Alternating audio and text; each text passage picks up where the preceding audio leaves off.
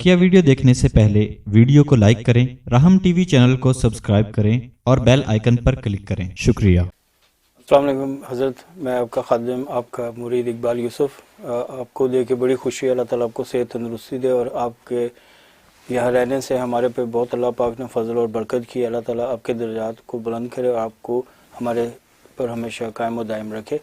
हज़रत, मेरा सवाल आपसे ये है कि हज़रत, ये जो एक लोहे कलम है, अल्लाह पाक ने सारी तकदीर जो हमने जितना सुना है कि वो लिखा हुआ और जो काम लिखा हुआ वो होना है इस दुनिया में हर इंसान के साथ।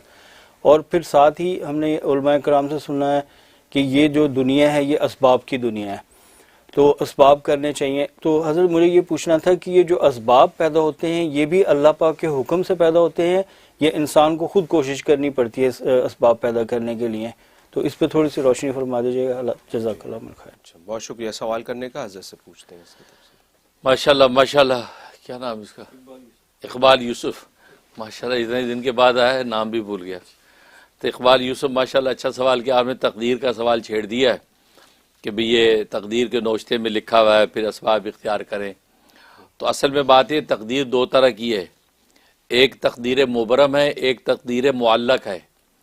तकदीर मुबरम जो होती है वो जो तयशुदा तकदीर अटल, वो जो लिख दिया वही होना है। वहाँ पर कोई इधर से उधर एक रत्ती आगे पीछे नहीं हो सकता। जैसे मौत व हयात के फ़ैसले हैं, मौत जिस लम्हे आनी है, ला यस्ताखिरून मिन्हु सातों वला यस्तक़दिमून, एक लम्हा आगे पीछे नहीं होनी। तो ये तकदीर मुबरम अटल, ये तो होनी। दूसरी तकदीर मुअल्लक है, ये असबाब पर जो है वो मुअल्लक होती है।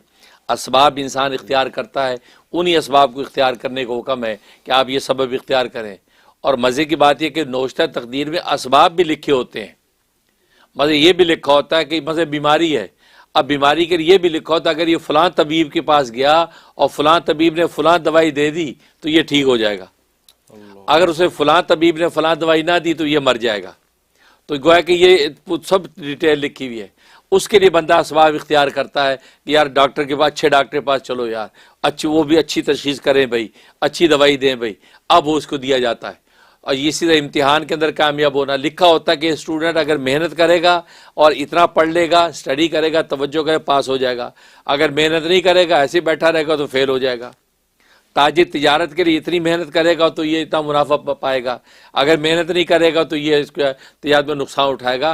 तो ये तकदीर मुअल्लक है कि असबाब भी लिखे हुए हैं और फिर जो है उसके नताइज भी लिखे हुए हैं। तो ये मुअल्लक में लटकी हुई है, ये आसमान ज़मीन के दरमियान लटकी रहती है। वो बंदे के असबाब इख्तियार करने पर अगर उससे वही सबब इख्तियार कर लिया जो वहाँ लिखा हुआ है तो बस जैसे लिखे वो फ़ौरन अपने मंजिल पर पहुँच के आपको कामयाबी दे देगी। और अगर जो है वो उसने गुनाह इख्तियार किया तो ज़ाहिर है कि वो नुकसान का। तो ये तो तकदीर मुअल्लक जो है वहाँ असबाब है।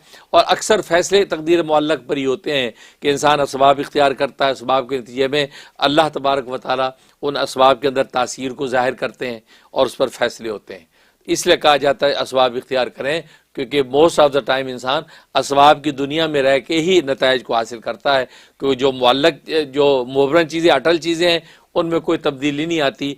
वो इंसान उसके ऊपर जो है वो अगर कोई असबाब इख्तियार कर भी ले तो ज़ाहिरी तसल्ली तो होगी, लेकिन नतीजा वही होगा जो तय हो चुका है।